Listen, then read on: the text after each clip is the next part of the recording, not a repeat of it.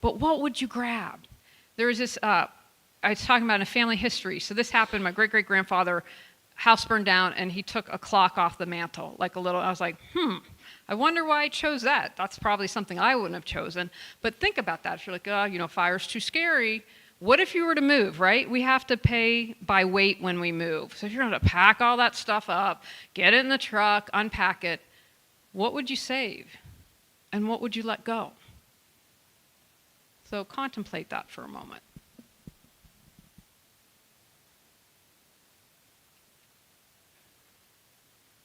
I'm not good with this. Look at the next one. Okay, mental, the just becauses. This is one of my favorite things to talk about. Where are you doing something just because? You have turkey at Christmas dinner just because that's how your family has done it every year. You are the organized one in the marriage, so you're organizing everything just because you've always done that. Just because you use PowerPoint doesn't mean that you can't try Google Slides. And so the just because is kind of our knee-jerk reaction. I talked about, like, have you wanted to write a novel and then you wake up and it's 5 years later and you haven't moved towards that goal, right? This is kind of something like, I'm just going to do it just because I've always done it. And so can you think for a moment, where is it that I do it, right? Or it's easier for me to pick up just because it's going to cause a fight with the kids, right? Let's kind of try to move away from that. So the awareness first of your just becauses. So how do you take action, right? We want to get moving on these just becauses. Write down, where are you doing something just because? I had someone once say, oh, it's all up here, right? Our minds are designed to create and problem solve. They're not created to remember everything. So I think it's really important. You're going to declutter today, you write it on your to-do list. And DK Wright was just here, and I'm going to share this. I thought this was awesome. She doesn't cross out on her to-do list. She makes shark teeth, right? Because she's like, I'm going to tackle this. So I thought that was really clever. So write down where you're doing just becauses. And then reflect, why do you keep doing something just because? If I ask the kids to pick up, it's just going to cause a fight, or they're going to whine, and I just don't have the energy right now, right? Why is it that you continue to do that? And discover what's behind your why. Are you afraid you're going to upset someone? I think that a lot of times people don't. You know what? I'm just going to suck it up and take it because I don't want an argument to happen. And choose what you'd like to create in place of your just because. Reassess what matters to you, right? Clutter is the stuff that does not matter. What is most important to you? When you're very clear on your priorities, that allows you to get that laser focus and let the rest of the stuff fall to the wayside. And then, knowing what's most important, you learn how to prioritize. One of the things for me, two of my priorities this year are meditating. Like, you need to get back on that. So first thing, I'm starting out baby steps. I'm doing 6 minutes. But you know what? That's a priority, so I do it first thing. I did it before I came here. The other thing is I'm writing a novel. And I have committed, I'm like, okay, you got to do at least 1 page during the week. So that's 5 pages a week. I made sure before I came here that I got my page written, right? Because that's important. Because if I don't, then I wake up and it's February, and then it's June, and then it's December, and I haven't done anything, right? Just because I've always said, I'm going to procrastinate, doesn't mean that I have to continue. So it's also important to note, understand that things happen, right? Life happens and changes. When my mom got sick, that wasn't on my bingo card. Moving back to Wheeling wasn't on my bingo card, but that's how it shook out. So I was like, okay, you just kind of have to roll with it. And then you figure that. And again, I encourage people, don't get caught up in the guilt and the shame and the blame, all that. That distracts us so much. Because when I'm over here blaming and shaming, I can't do what I'm meant to do. I can't take action on my goals. So we're going to do a quick grounding exercise. And what I encourage you to do, I talked about meditating. I'm starting out at 6 minutes. I think any type of mindfulness practice is so important. I have a friend that he listens to classical music, and that's meditative for him. When I like to mow the grass because I feel like I can do a brain dump. Find something that helps you with your mental health. So the 5, 4, 3, 2, 1 grounding technique is 5. Name 5 things that you can see. So it's really quickly, as you look around, can you name 5 things? Oh, I see a laptop. I see a mic stand. I see a piano. I see a presentation. I see a book. And then 4, focus on your body and name 4 things that you can feel. Can you feel your clothes? Can you maybe feel a little breeze? Can you feel the temperature? And again, this is helping ground us and get in our body. When we are like anxious, we get out of our body and we're vibrating up here and we can't take action. And number 3, can you hear 3 things? What is it you can hear? You can hear me speaking. What else can you hear? Is someone whispering? Hopefully you can't hear a phone going off, but that might be a possibility. And the second thing is 2 things you can smell. I don't know what we can smell, but again, you can do this somewhere else. And then 1, focus on your mouth and what you can taste. And then this is just a quick little exercise. I have different exercises in the book, but this is something when you feel really overwhelmed, this can quickly ground you.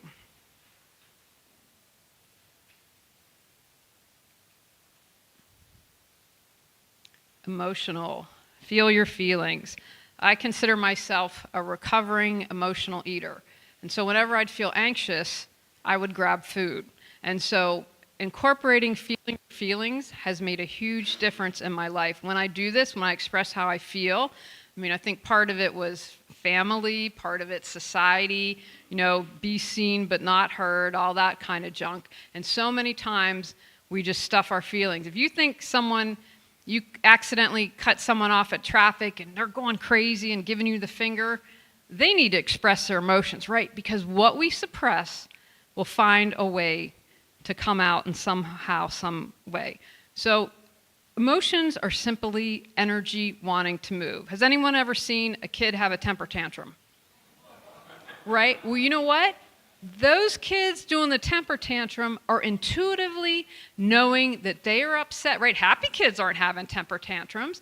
The kids that are having the temper tantrums are upset, right? And so they know that they have to get that anger, that sadness, whatever frustration that they're feeling, and they're getting that out. Everything's energy, whether you believe that from a spiritual perspective or a physics perspective. And so they're just emotions wanting to move. That's all it is. So it's becoming aware, right? Where is it that you get stuck, or where is it that you feel you can't express yourself? I encourage you to think for a moment, if you close your eyes, like, where do you feel tension, right? That can be related to not expressing emotions. My stomach always gets tight and in a ball when I don't express myself. Like if someone upsets me, that's the first place I see it, and I can't express myself. And I had thyroid cancer, and I had half my thyroid removed in 2020. And I believe, because again, everything's energy, and in my personal belief system, your disease is out here in the energy field before it manifests physically.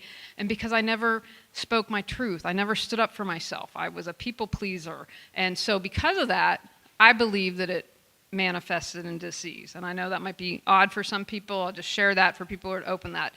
So be aware, where do you avoid? Maybe there's someone like, oh, I'm just not going to have this conversation, right? And you don't, or you suppress it. Or you're someone that just explodes. We probably have been behind someone and the cashier shortchanges them $1 by accident and they freak out and explode on people, right? Those are all when we're not acknowledging and feeling our feelings. So things will find a way to come out.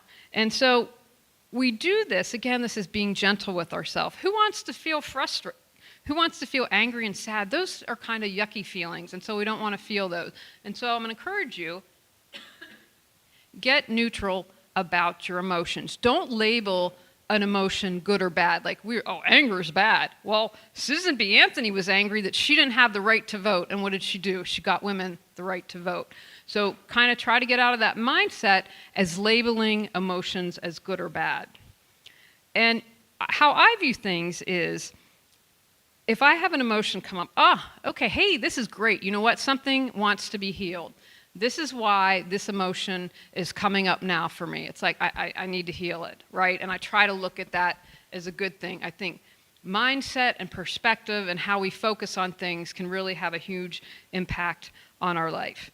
So becoming aware, where do you stuff, explode? What is your knee-jerk reaction, right? Maybe you always believe that if someone does anything, their intent is to harm you or to be mean, when that's maybe not the case. Maybe they're clueless, right? We all know people that just aren't aware of how their actions are affecting others. So becoming more aware of that. So how do we take action? Give yourself permission. Whatever it is you need to feel, right? We're getting out of this judgment. We're not labeling it good or bad. You know what? I need to scream right now. I need to stomp. I need to have an adult temper tantrum, and I'm going to honor that. And, I once had broken up with someone and had been on and off for a while, and I cried and howled for 20 minutes. And you know what? After that, I was like, we're good. I feel settled, I feel healed, and I can move on from this, right? But I allowed my body to release everything that it needed to. Honor. See where you need to create boundaries. I mean, that's a huge thing. A lot of times and again, if I can learn to create a boundary, you can too. Anything that I'm sharing with you today is not impossible. I don't care where you are in your life. You just take that first step to make it happen. So you learn how to have better self-care. Journal. Why I created these journal prompts is we all have the wisdom within, right? And so this is like, okay, let's ask yourself these questions. Let's pick out what's most important, and then we can take action to move forward. I'm a huge fan of journaling. And then sit with your feelings, right? Why do I eat emotionally? Because I don't want to sit and feel anxious, or I don't want to sit and feel angry or sad or whatever, right? So that's been like, okay, don't reach for the potato chips. Let's take a step back. Let's just, okay, you know what? It's like that crying thing that lasted for 20 minutes, and that was a long one. Like, you know what? I can have this feeling and just let it come up and come out. And move your body, right? Your body wants to move. And then be as present with your feelings as possible. The present moment is our point of power to change. I can't change the past. I've tried several times. I have not been able to do it. And the future is written in pencil, right? Because so many things that were out of our control, we don't know what's going to happen. But when you're present, you can say, I'm feeling anger right now. And then ask yourself, what do I need? What do I need to do this? Maybe it's just journaling. Maybe it's calling up someone and saying, no, I can't do this. But become present to figure out what you need to do. Now, I just want to have one note.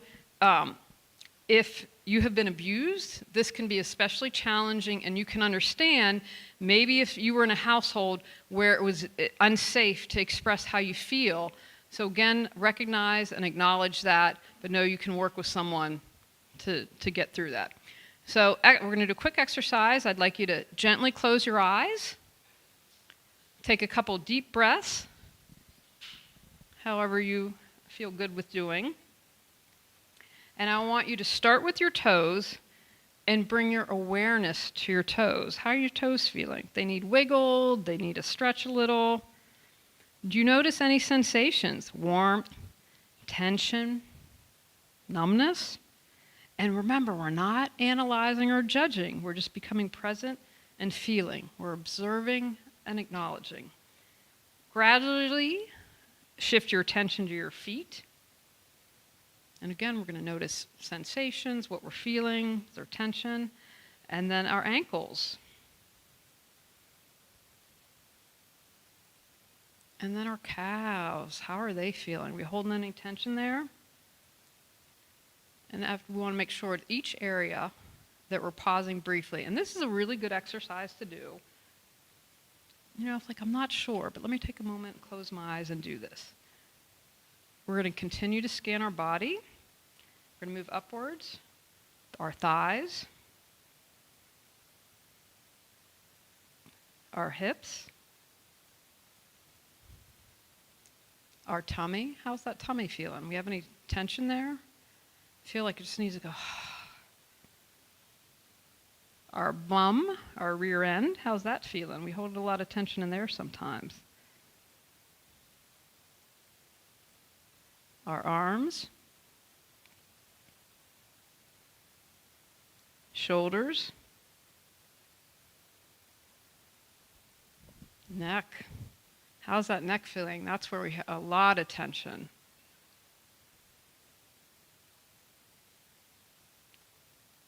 And are we noticing any tightness, discomfort, or perhaps relaxation.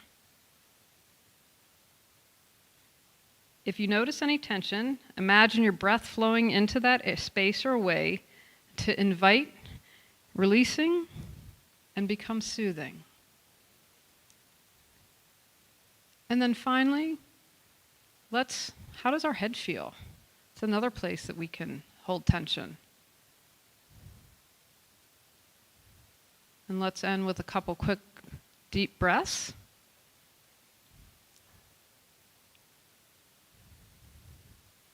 How'd that feel? Were you able to notice some tension? And maybe like, you know what? Maybe I need a massage. Maybe I need to move my body. Do something. So I'm going to encourage you again, feel your feelings.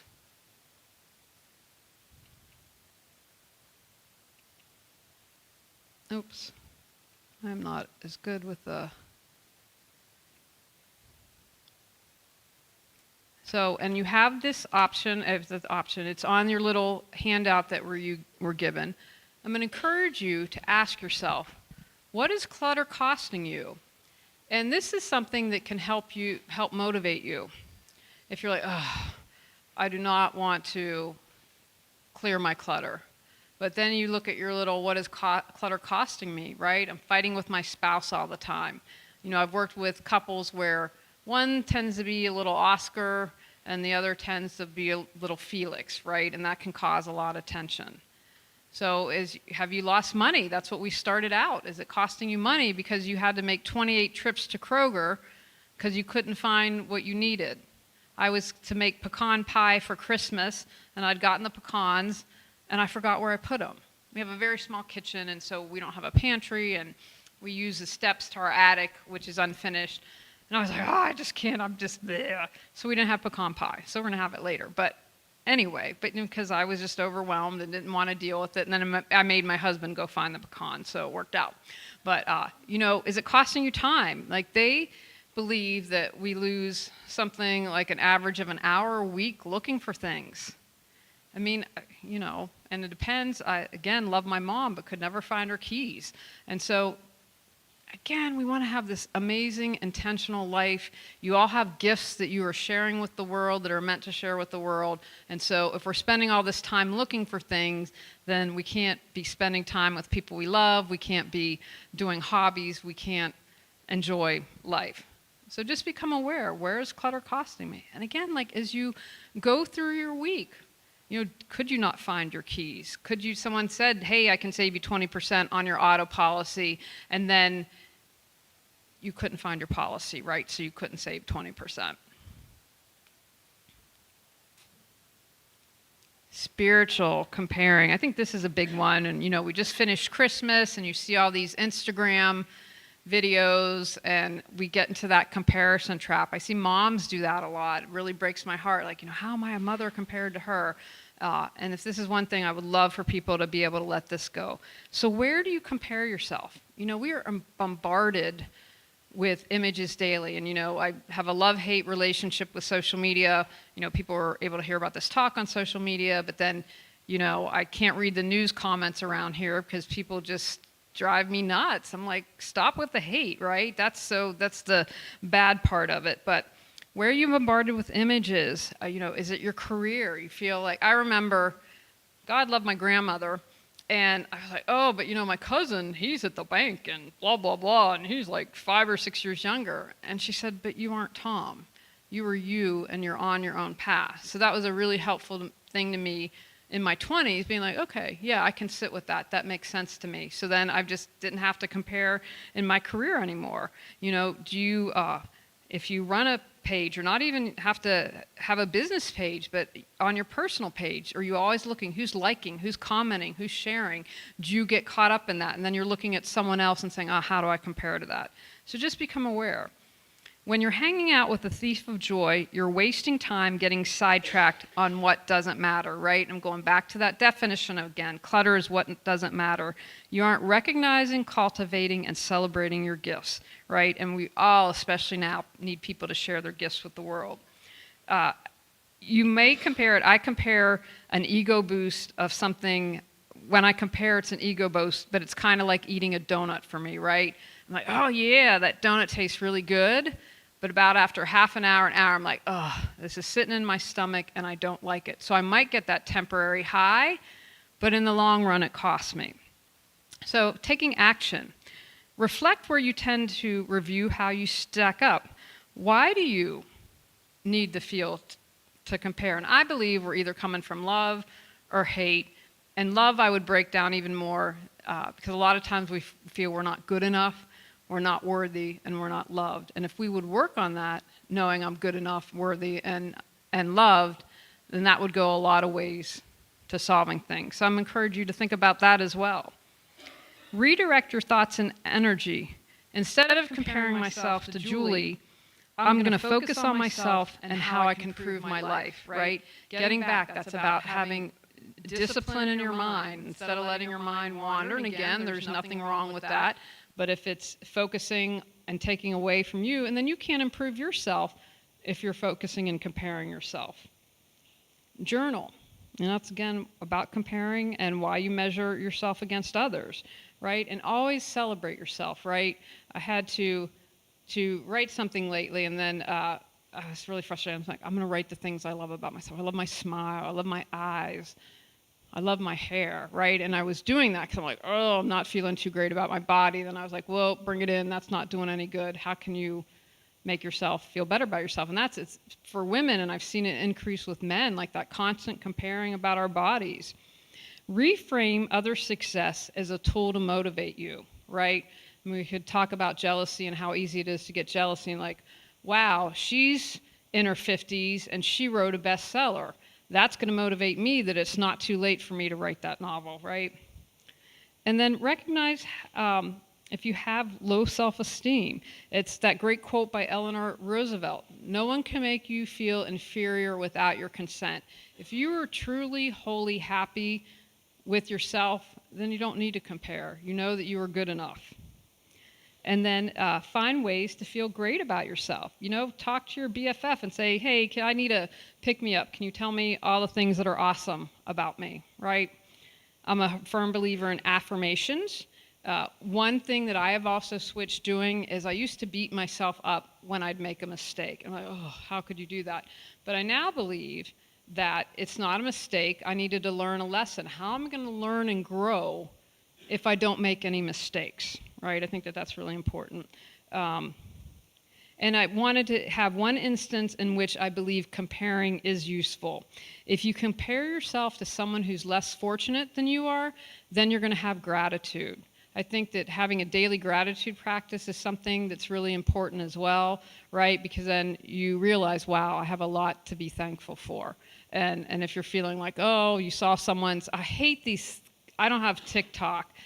And I was skimming something, and apparently these rich kids do something called a Christmas haul or a TikTok haul, and this woman who doesn't work was showing off all her, I mean, like a $20,000 handbag. That's just not even in my orbit.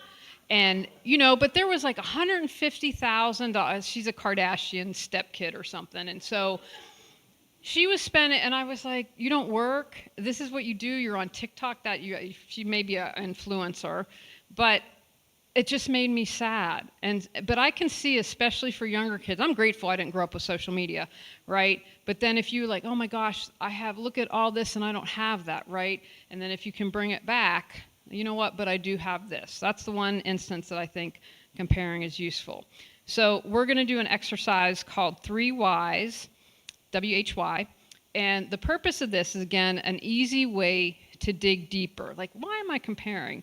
So first why, you probably have a good answer to. Why am I comparing? Oh, because you know what? Why am I comparing? Because I wanted a big Christmas haul and didn't get anything, right? That's easy. That's not like getting deep. The second why becomes more difficult to answer. Well, you know, why am I upset that I didn't get a Christmas haul? Well, I'm upset because maybe my parents don't love me and didn't create this big haul for me. And then the third makes you realize, after you second to the third why, that most probably isn't real, right? It's coming from a fear. I mentioned earlier, you know, you kind of love or hate, or you're coming from a fear. Well, maybe the fear is that I'm not good enough and that I'm never going to have a $20,000 bag. And, I'm a teenager and that's a big deal, and having the name brand and all of that. So when you're questioning yourself, try that exercise of the 3 whys. And you have that on your little handout and can write down. And again, I'm sorry, we want to take a moment. We can definitely take a minute with people like that and jot some stuff down, and then we'll make sure that you have that so you can do that later. Make sure. Okay, or not. That's all easy.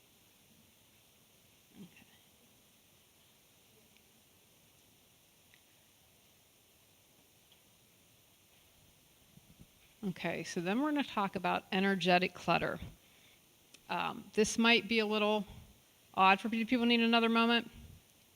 All good. I don't want to rush people. I want to make sure you were able to write down the exercises to have those to do. Because again, my hope is, to maybe jot some things down, and as you go about your week or the rest of today, can dig a little deeper. So I would say, if you're like, energy, I kind of don't understand that concept. If you've met a politician, you've probably felt slime, right? If we're keeping it real, like you just want to go and have a shower, right? That's usually the best. Or the tension was so thick you could cut it with a knife, right? You walk into a room after an argument. That's kind of the thing I'm talking about. And so I'm going to encourage you to clear your space. So everything is energy, and our spaces can get junked up and need clearing out. When especially if you have a lot of physical clutter, you can notice an immediate difference. Like, think for a moment. Can you think of a room in your house that's really cluttered? And hey, that's good. Honesty, it's all good. And how you feel in that space, right? And then if you're to go to another room where it's not as cluttered, you know what? You can breathe easier, right? And so that's a thing and so after I help people, I do space clearings. I am a fan. We'll talk about other things that I do kind of to get that good energy back. So just be aware, how would you describe if you would go in a room that was cluttered or didn't feel good? How does it feel? Like, what words would you use? Dense, heavy, muddy, mucky? What are the sensations that you feel? Claustrophobic, overwhelmed, trapped? I've definitely been in spaces that have made me to feel like that. It's hard to think. You can't relax. It might feel unwelcoming. One of the best compliments we've gotten on our house is it smells good, because I like to bake a lot, and that people feel welcomed and at ease there. I think that's one of the best things people have ever said to me. So if a room feels closed, has stuck, stagnant energy, it can also attract that physical clutter, right? Because the energy's already saying, hey, it's kind of cluttered in here anyway. Why don't you bring in some stuff? And when you are in an area that feels good, that can lift your spirits. Can you sleep in your bed at night, right? That's where you're spending at least 8 hours, and you want that space to feel really good. So the first thing you want to do is evaluate your space. Like, what words would you use to describe the cluttered space? But I'd also do that with a space that feels really good. How does your body feel when you're in there? Your mind, your spirit? Again, it's not about being perfect. It's like, can I be in my space and be joyful or happy? Or am I avoiding home because I'm overwhelmed with all the clutter? Am I embarrassed to have people over? One of the best, I worked with a client once, and she was like, I can invite people over now. She was so excited that she wasn't embarrassed anymore and that people could come over. And so observe how your space feels in different areas of your house. Like, how do you feel when you're there? And then this is a part where you can have fun after you evaluated your space. You can use essential oils. I like to put those in a spray bottle. Like something like lime or orange or lemon is very vibrant and uplifting. Lavender, oh, that feels good, really calming. You can use sage, a smudge stick. You can light that, and you want to make sure you get the corners, because the corners where a lot of stuck energy gets trapped. Sound. I have a sound bowl that goes woo and makes a sound. That's another great thing. Crystals, water. I love ocean water. So when I go to the beach, bring some ocean water, and I like to spray that around. So that's something you can really enjoy and have fun. And then after I clear a space, I like to set intentions, right? And what is